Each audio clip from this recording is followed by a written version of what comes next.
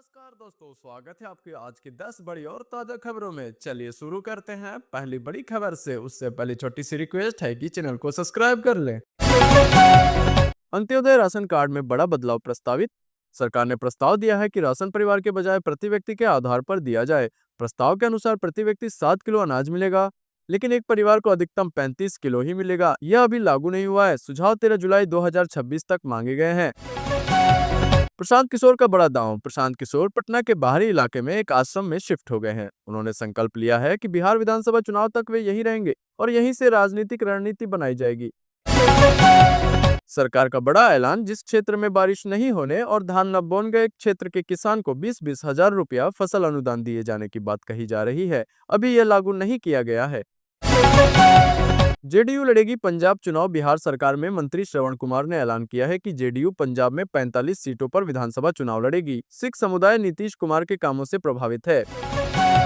Emergency पर सियासत तेज। कांग्रेस और आरजेडी नेता शिवानंद तिवारी ने बीजेपी अध्यक्ष जेपी नड्डा से सवाल किया है कि इमरजेंसी के दौरान संघ और एबीवी के लोगों ने कितने माफीनामे लिखे थे। सम्राट चौधरी का कड़ा रुख। डिप्टी सीएम स्तर पर सक्रिय सम्राट चौधरी ने कहा है कि बिहार में कानून व्यवस्था से कोई समझौता नहीं होगा। अपराधियों पर पुलिस को फ्री हैंड है। बिहार सरकार की मुख्यमंत्री कन्या उत्थान योजना स्नातक के तहत पात्र छात्राओं को 50 की प्रोत्साहन राशि दी जाती है। ताजा अपडेट के अनुसार कई विश्वविद्यालयों के लिए पात्र छात्राओं का डेटा पोर्टल पर अपलोड। नाम जोड़ने की अंतिम तिथि 30 जून 2026 तक बढ़ा दी गई है। जिन छात्राओं का नाम अभी तक नहीं जुड़ा है वे अपने कॉलेज या विश्वविद्यालय से संपर्क करें।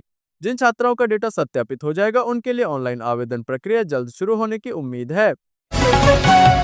पप्पू यादव को बड़ी राहत। सांसद पप्पू यादव को 1995 के एक पुराने जालसाजी मामले में कोर्ट से जमानत मिल गई है। हालांकि अन्य मामलों के कारण कानूनी प्रक्रिया जारी है।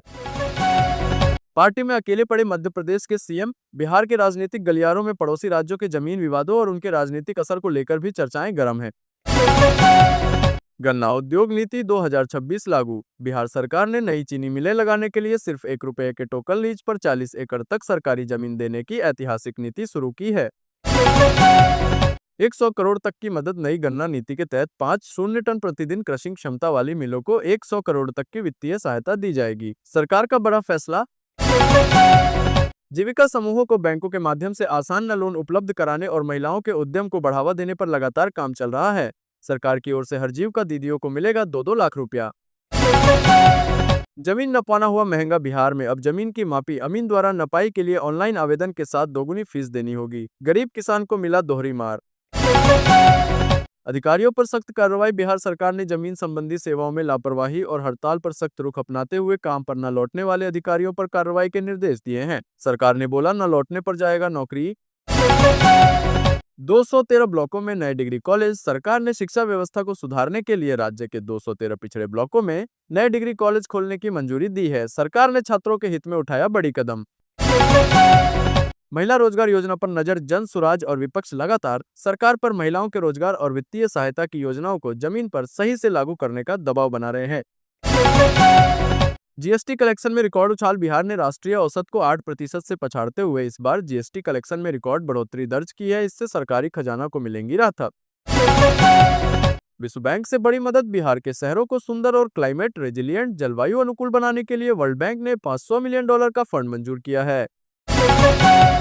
2 आईएएस अधिकारी सस्पेंड। भ्रष्टाचार के गंभीर आरोपों में घिरे 2 वरिष्ठ आईएएस अधिकारियों को राज्य सरकार ने तुरंत प्रभाव से सस्पेंड कर दिया है। सरकार ने बोला सुधर जाओ न तो जाना होगा जेल।